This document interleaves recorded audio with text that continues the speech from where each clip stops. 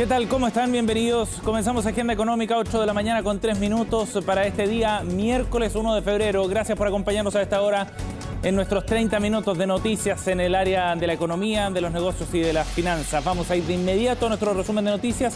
Este es un adelanto de los temas que estaremos revisando el día de hoy. Vamos a comenzar con lo que ha ocurrido en las últimas horas en relación a datos macroeconómicos y también proyectando lo que viene en unos minutos más. A las 8:30 se conoce el dato del IMASEC correspondiente al mes de diciembre. Del cierre del 2022, de acuerdo a las proyecciones que están haciendo en la plaza, sería de una caída de la economía, un dato negativo, pero más suave de lo que se estaba proyectando inicialmente. Ayer, de hecho, los datos sectoriales mostraron variaciones mixtas. Algunos sectores estuvieron creciendo en el último mes del año, otros cayeron con fuerza, como el comercio, por ejemplo, y ya les mostraremos ese detalle.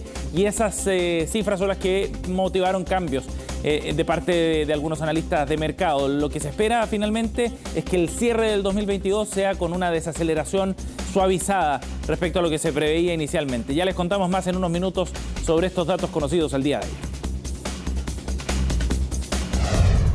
También vamos a estar hablando del precio del dólar, claro, porque ayer, después de mucho tiempo, cerca de 11 meses, cerró por debajo de los 800 pesos la moneda norteamericana. 798 fue el cierre del día de ayer, en un contexto donde hubo varios factores que estaban influyendo. Por una parte, lo que está ocurriendo con el dólar a nivel global, pero también con decisiones del Ministerio de Hacienda sobre la inyección de dólares en el mercado local, que se va a extender por un tiempo más. ¿Cuánto pesan esos factores y qué es lo que se puede esperar además para la trayectoria del dólar, que había repuntado la semana pasada? Es lo que vamos a conversar además en la entrevista del día de hoy de Agenda Económica. Y también vamos a comentarles sobre el cierre 2022 para el sector bancario en nuestro país. Ayer la CMF entregó algunos de los detalles de los balances consolidados de los bancos, que tuvieron ganancias por sobre los 6.000 millones de dólares en 2022, con un crecimiento importante respecto a lo que había sido 2021, superior al 29% de crecimiento. Y esto obedece fundamentalmente a un escenario donde las mayores tasas le han permitido a los bancos aumentar sus ganancias. Sin embargo, las colocaciones, es decir, los créditos que están emitiendo los bancos, han ido a la baja. En un contexto de mayor incertidumbre económica, los bancos están tomando medidas de mayor precaución también, más conservadoras quizás en su análisis, y eso es lo que también muestra otra cara, digamos, del desarrollo de este negocio acá en nuestro país. Los detalles se los contamos también en minutos. Y bien, tendremos hoy día datos importantes a nivel internacional. La Reserva Federal de los Estados Unidos entrega una nueva minuta de su reunión de política monetaria y veremos cuál es la decisión que adopta la Reserva Federal respecto a la tasa de interés, si es que vuelve a aumentarla, en qué magnitud es definitivamente el dato que está esperando el mercado, y las señales sobre todo que entrega el comunicado de la Reserva Federal, cómo va marchando la economía norteamericana en un contexto donde muchos prevén que la recesión, la desaceleración económica podría ser menor a lo que se había proyectado inicialmente, con un aterrizaje más suave para la primera economía mundial, con todas las implicancias que eso tiene, por supuesto, para el resto de las economías del globo. Ya les contamos más también en minutos. Y nos vamos a los números del día, por supuesto, para cerrar nuestro resumen. Vemos qué es lo que está ocurriendo con las bolsas a esta hora de la mañana. En Europa, también en Asia, donde ya cerraron sus transacciones, con la decisión de la Fed como el gran driver para el día de hoy, probablemente en las bolsas. Estos son los números con los que estamos partiendo la jornada, en un terreno más plano para la bolsa en Europa, particularmente 0,07% de ganancia para el Eurostoxx, mientras que Londres está subiendo 0,09%. Más temprano, un cierre bien plano también para el Nikkei, que subió 0,07%, mientras que el Hang Seng subió un poco más, 1,05% de ganancia para el indicador de Hong Kong. Ayer el IPSA, en tanto, tuvo un retroceso de 0,29%, llegó a los 5.322 puntos, y Wall Street esperaba la reunión de la Fed de hoy con números favorables en la jornada de ayer en el caso del Dow Jones, con una ganancia de 1,09%. Ya les contábamos que el dólar, en tanto, cerró en 798 y el cobre ayer cerró con una caída de 1,65% y a esta hora sigue a la baja, llegando a los $4 con 12 centavos la libra. Bien, 8,7. Vayamos entonces a revisar los números que dejó ayer el reporte sectorial de producción industrial que entrega el Instituto Nacional de Estadística y que muestra algunos sectores que están en terreno positivo con un crecimiento para su actividad en el mes de diciembre, pero también otros que reflejan finalmente la desaceleración de la economía nacional, como el comercio, por ejemplo. Revisemos algunos de los datos más importantes que dejó este reporte de producción industrial del Instituto Nacional de Estadística. La baja de 1% para 12 meses en el mes de diciembre, de acuerdo a los datos entregados por el INE. En el caso de la minería hubo un crecimiento de 1,8%. Para el sector de electricidad, gas y agua hubo una alza también de 1,1%, pero esto fue contrastado con lo que ocurrió en el sector de manufacturas, donde hubo una caída de 4,1%, mientras que en el comercio la caída fue de 8,3%. ¿Y qué significa todo esto? Bueno, que hay efectivamente una contracción económica a nivel nacional. Sin embargo, este proceso de desaceleración en el último trimestre, no solo en diciembre, fue bastante más suave de lo que se preveía inicialmente. Es decir, hay un aterrizaje de la economía nacional que ha sido menos dramático de lo que se preveía a comienzos o a mediados del año pasado. Y en ese contexto, entonces, de todas maneras, se prevé una recesión técnica, pero con una desaceleración, como decíamos, que ha sido más suave y más paulatina, lo que es una buena noticia, sin duda. Y eso ha ido cambiando también las proyecciones sobre el IMASEC, que conoceremos el día de hoy. El rango es bien amplio. Hay actores de mercado que prevén que la economía nacional en el mes de diciembre podría llegar a caer hasta un 3%. Hay otros que se acercan más al 1% de contracción, siempre en terreno negativo. Pero de todas maneras, las proyecciones que hacían inicialmente distintos actores del mercado variaron luego de conocer estos datos del INE. Revisemos algunos comentarios que hemos seleccionado en base a los informes técnicos que entregan actores de la plaza, como Security, por ejemplo, que dice lo siguiente: acorde a nuestras estimaciones, los servicios habrían subido significativamente en el mes. Con estos antecedentes, entonces, elevamos la proyección para el IMASEC de diciembre de una caída inicial de menos 3% a un menos 2% interanual, consistente con un retroceso en el nivel mensual desestacionalizado, es decir, la comparación de diciembre a noviembre, dice Security. Revisemos otra de las proyecciones también hechas por el mercado para el dato que vamos a conocer hoy. A las 8:30 lo entrega el Banco Central. Copeuch dice que en diciembre estos datos sectoriales confirman la resiliencia. Ojo con ese factor que está mostrando la actividad. Hay sorpresas positivas en el comercio minorista, también en la manufactura, con caídas menores a las esperadas. De todas maneras, proyectan un IMASEC para diciembre que tendría una caída anual en torno a 1,3%. Con este dato vamos a cerrar también la fotografía completa del 2022 y en ese sentido Copeuch dice que el PIB del año anterior habría crecido un 2,7% en total.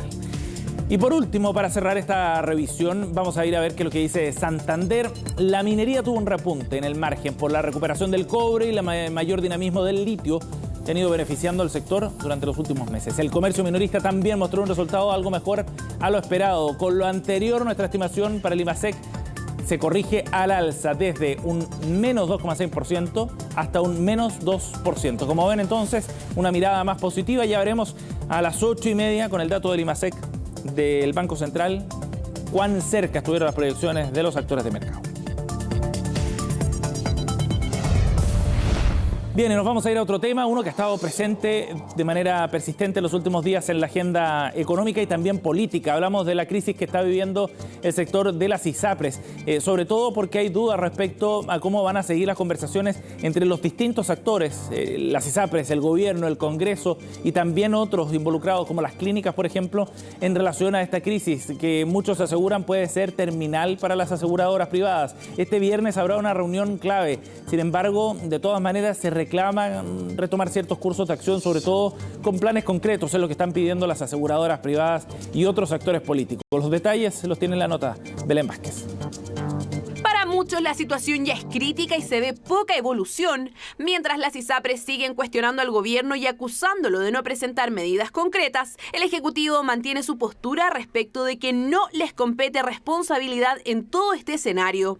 Cualquier intento que se produzca en aras a buscar una solución tiene que tener en primerísimo lugar que aquí no se vulnere el fallo de la Corte, la sentencia de la Corte y particularmente de que la salud de los afiliados a la ISAPRE está primero, o sea, la salud de los chilenos primero. Han sido días de tensión entre las partes luego de que las aseguradoras congelaran su participación en la mesa de diálogo, lo que posteriormente derivó en la convocatoria a una mesa parlamentaria con las comisiones de salud de ambas cámaras para el viernes. Pero pese a los llamados transversales al diálogo, las ISAPRES persisten en su postura de no retornar mientras el gobierno no presente una solución que ayude al menos a reducir la incertidumbre. Yo creo que equivocada, que una medida de presión, que hoy día no hay espacio para ese tipo de aproximaciones, es muy mala, se lee mal. Los prestadores, que también muchos de ellos están en una situación dramática y logran mantenerse en la medida que todavía están recibiendo el pago de la ISAPRE. Ahora lo urgente es establecer el mecanismo para que las ISAPRES reajusten los planes según la tabla de factores que entró en vigencia en abril de 2020 y que rige con retroactividad según lo establecido por el fallo de la Corte Suprema. Y como ese cometido tiene una arista sanitaria y otra financiera, han surgido voces que se preguntan si es el ministro Marcel el encargado de tomar las riendas de las negociaciones, teniendo en cuenta además que el titular de Hacienda ha endurecido el tono para referirse a esta crisis, algo que en todo caso no es compartido en su totalidad. Yo diría sería un profundo error, inédito me atrevería a decir, desde el punto de vista de la administración del Estado, que concurra el ministro de Hacienda a resolver un problema que es un problema de sus accionistas, que tiene que ver con un fallo de los tribunales. No, yo creo que no. Yo creo que tiene que participar a la ministra de Salud, evidentemente. Tiene que participar el superintendente de Salud. Si el superintendente de Salud se demoró 80 días en pedir aclaración a la Corte Suprema y la Corte Suprema le contesta en 24 horas. Ahí también hay una falta de prolijidad de respuesta rápida. En el gobierno no quieren que las soluciones que se encuentren se vean como un salvataje a las ISAPRES, toda vez que dicen la responsabilidad de la crisis actual recae sobre las propias aseguradoras. Por lo mismo, de momento se centran en el fortalecimiento del seguro público, algo que se concretará con el envío de un proyecto de ley que resguarde a los pacientes que transiten desde el seguro privado a FONASA. No se trata de hacer desaparecer un sistema y recargar el sistema público, que es lo que nosotros tememos, que haya un aumento en las listas de espera, que haya más retrasos en las atenciones, que haya gente que está cautiva y que no pueda irse a otro lugar. Entonces, la situación es delicada, porque si le ingresan 3 millones más de personas al FONASA, con el 7% no basta. FONASA no se financia con el 7%. Para la mesa parlamentaria del viernes, los presidentes de ambas comisiones de salud ya tienen claras sus prioridades y lo que se requiere para poder dar una solución viable a los más de 3 millones de afiliados al sistema privado. Avanzar en un plan garantizado de salud que sea idéntico para los afiliados de FONASA y de ISAPRE y que nos permitan justamente terminar con los nudos críticos de las alzas unilaterales en los planes de salud, con las preexistencias. A mí me parece positivo empezar a contar con propuestas propias del Ejecutivo, pero claramente que me gustaría que esta propuesta tomara un camino un poco más concreto en el sentido de cómo estabilizar en este momento el sistema de la ISAPRE. Transversalmente a las ISAPRES se les ha llamado a conversar y retornar a la mesa de diálogo con el MinSal. Estas, en cambio, solo se han remitido a pedir que se dejen de lado las ideologías y se les entreguen más soluciones que las instancias de conversación. Bien, y como le contábamos en nuestro resumen de noticias, ayer se conocieron detalles del balance consolidado del 2022 para el sector de la banca en nuestro país. Con datos oficiales de la CMF pudimos tener una fotografía del exitoso 2022 para el sector bancario, que tuvo ganancias por sobre los 6.000 millones de dólares en un contexto donde la inflación estuvo tan alta y con las tasas de interés también que subieron. Eso permitió entonces aumentar los márgenes para el sector bancario. Fueron finalmente un aumento importante, cercano al 29% respecto a los que había ocurrido en el año 2021, al 26% digo. 6.396 millones de dólares entonces en ganancias para el sector bancario. La explicación tiene que ver fundamentalmente con el mayor margen de intereses y reajustes, explicaron desde el el sector, compensado además por un incremento en el gasto por pérdidas crediticias y mayores gastos operacionales que mitigaron entonces el factor ya mencionado. De todas maneras, hay algunos datos que muestran que hacia el cierre del 2022 el año fue un poco más complejo, a pesar de las tremendas ganancias que obtuvo este sector de la economía, porque en diciembre la banca registró utilidades cercanas a los 385 millones de dólares. Un buen número sin duda, pero con un retroceso de 19,5% en comparación a diciembre de 2021. Ahora, hay otros datos bien interesantes que muestran, por ejemplo, que las colocaciones, es decir, el nivel de crédito que está entregando el banco, cayó 2,86% en diciembre.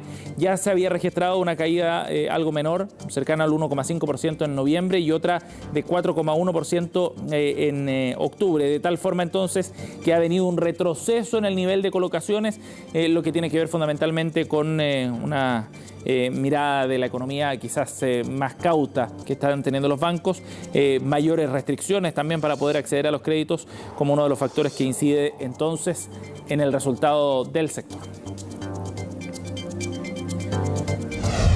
Bien, son las 8:18, nos vamos a una pausa, volvemos de inmediato con más de Agenda Económica.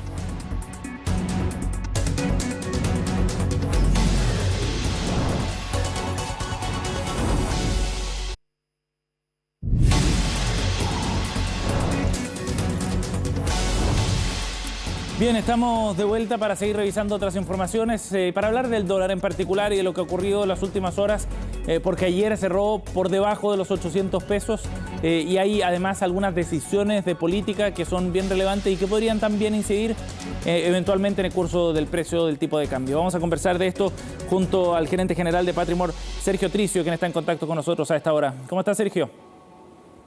Hola, muy buenos días, Sebastián. Gracias por conversar con nosotros. Sergio, partamos por lo que ha ocurrido ayer, por este cierre por debajo de los 800 pesos, cerca de 11 meses, ¿no? Sin ver estos niveles para el cierre de las transacciones. ¿Qué fue lo que ocurrió ayer en particular, Sergio? Sí, bueno, tenemos un contexto que ha sido bastante favorable para las monedas emergentes. Ahí el peso chileno se ha beneficiado y probablemente lo ha hecho un poco más que otras monedas comparables como el real brasileño, el peso colombiano o el rand sudafricano, por mencionar algunas divisas que son parecidas. Y lo que particularmente ayer incidió bastante fue el hecho de que anunció nuevamente Hacienda que venderá algo así como 2.000 millones de dólares en el mes de febrero. Es una decisión que ya se conocía en el sentido de que en enero comenzó a vender nuevamente divisas para financiar el gasto público y por lo tanto quedaría todavía algo de saldo ya después de este mes de febrero con ventas. Por lo tanto, esto sin ser lo mismo, pero se parece, hay una gran cantidad de dólares que se tienen que liquidar en un espacio de tiempo acotado y por lo tanto eso evidentemente genera una presión a la baja en el tipo de cambio. Sergio, para dimensionar y quienes no están familiarizados sobre todo con los volúmenes de transacción, 2.000 millones de dólares en un mes, ¿es harto? Es un monto relevante. Para que se hagan una idea, diariamente se transan aproximadamente 1.500 millones de dólares en el mercado de divisas local. Hemos tenido algunos pics en los últimos días, algo por sobre, pero claro, sin duda el hecho de que todos los días se vendan 150 millones de dólares, que es lo que la facultad que tiene para hacer en este caso Hacienda, sin duda que es importante y siempre esto se toma en consideración cuando han habido intervenciones o también cuando han sido estas ventas, estos volúmenes importantes en tiempo acotado. Hay una referencia más o menos de que por 1.000 millones de dólares aproximadamente inciden 3-4 pesos en el tipo de cambio en cuanto eventualmente en este caso, como va a ser una venta, pudiera caer. Por lo tanto, si estamos hablando de una suma en total de todo lo que tiene que liquidar Hacienda en torno a 4.000 millones de dólares, estamos hablando de una incidencia de unos 15 pesos aproximadamente, que es un poco lo que vimos ayer y lo que hemos visto en las últimas semanas, que quizás por eso nuestra moneda, el peso chileno, se ha fortalecido más que otras divisas parecidas. Sí. Sergio, ahora esto forma parte, decía el Ministerio de Hacienda, de un programa particular y programado, ¿no? No es una sorpresa en ese sentido que pille al mercado desprevenido. Exactamente, y ahí está la diferencia, de que cuando hemos visto intervenciones cambiarias por parte del Banco Central es algo sorpresivo, es algo que no estaba contemplado, es algo excepcional.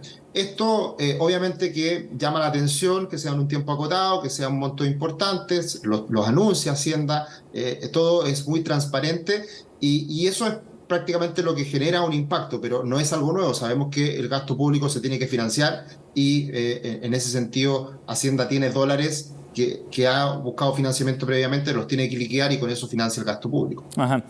Sergio, eso como la noticia de ayer. Ahora, en el contexto más amplio y sacando la mirada de las últimas 24 horas, digamos, ¿qué es lo que está moviendo al tipo de cambio en el mundo y al precio del dólar en el mundo? Sí, son varios los factores. En primer lugar, hemos visto un freno, un cambio de tendencia en la inflación a nivel mundial.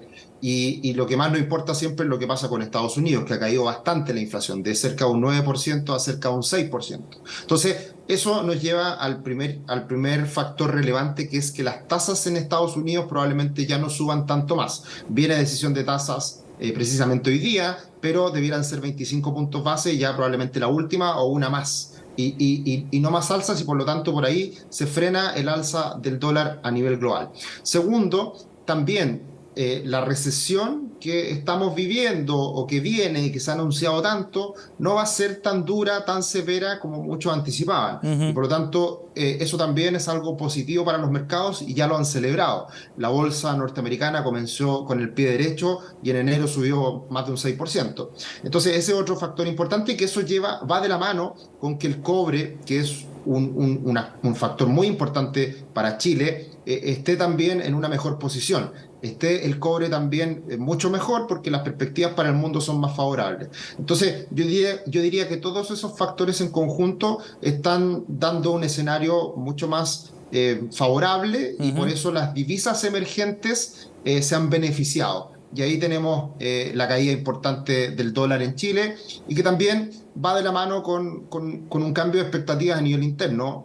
Ya algo muy importante, dejamos atrás mucho tiempo de elecciones y de incertidumbre política. Y el hecho de que hoy día la situación esté en cierta medida más clara, eso también es algo positivo sin duda. Ajá. Sergio, y si estos factores, digamos, se empiezan a consolidar en las próximas semanas o en los próximos meses con datos o la perspectiva que tenga el mercado, ¿eso significa que habría más presión a la baja para el tipo de cambio?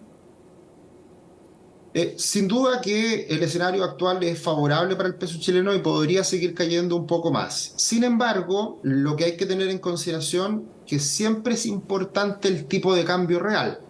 El tipo de cambio real es un índice que se construye tomando en consideración los tipos de cambio de 20 países con los cuales hacemos comercio internacional y se ajusta por inflación. Ese indicador siempre ha sido muy importante para el Banco Central y está llegando hoy día a aproximadamente un 5% por sobre el promedio de los últimos 25 años. Por lo tanto, podríamos decir que desde un punto de vista más fundamental, más de fondo, de lo que hay detrás del tipo de cambio, ya nos estamos acercando a un tipo de cambio real y por ende un tipo de cambio nominal, el que miramos todos los días en la casa de cambio, que está ya más cercano a esos fundamentos. Por lo tanto, lo que nosotros creemos que probablemente siga cayendo un poco más, pero es difícil que caiga más allá de 7.70, 7.80, y nunca hay que mirar al dólar como un precio fijo, sino que hay que mirarlo dentro de un rango. Y ese rango nosotros creemos que se va a consolidar entre esos 7.70, 7.80 y 820, 830 pesos. Por lo tanto, en resumen, podríamos decir que estamos en niveles ya de un tipo de cambio bastante más razonable con los fundamentos que hay detrás de la economía. De acuerdo. Lo último, Sergio, antes que se nos vaya el tiempo, ¿cuán importante es lo que va a ocurrir hoy día con la Reserva Federal de Estados Unidos y el mensaje que entregue? Aquí hay que estar atento con lo que dice hoy día Jerome Powell. Sí, siempre hay que estar atento a lo que haga la Reserva Federal y lo que diga Jerome Powell, que no ha sido muy afortunado en todo su mandato. En general no le ha gustado mucho lo que ha dicho Jerome Powell posteriormente a las reuniones a las decisiones de tasa, pero sin duda hoy día lo más importante es el comunicado. El alza de tasa va a ser de 25 puntos bases, muy probablemente, y el comunicado nos va a preparar respecto a qué viene en inflación y tasas en el resto del año. Por lo tanto, sin duda va a ser muy importante, va a tener impacto en los mercados. Y hay que tener también en consideración el dato de empleo esta semana en Estados Unidos, que se conoce el viernes, y el dato de inflación que se conoce en una semana más, 2 semanas más. Vamos a seguir atentos, probablemente mucho más importante, mucho más relevante lo que sea la inflación en los primeros meses del año, por lo menos. Bien, Sergio, muchas gracias por tu tiempo y por conversar con nosotros esta mañana. Muchas gracias, Sebastián. Un abrazo. Chao, buen día. 8:30, así cerramos Agenda Económica. Gracias por acompañarnos. Pronto comenzamos Noticias Express aquí en CNN Chile.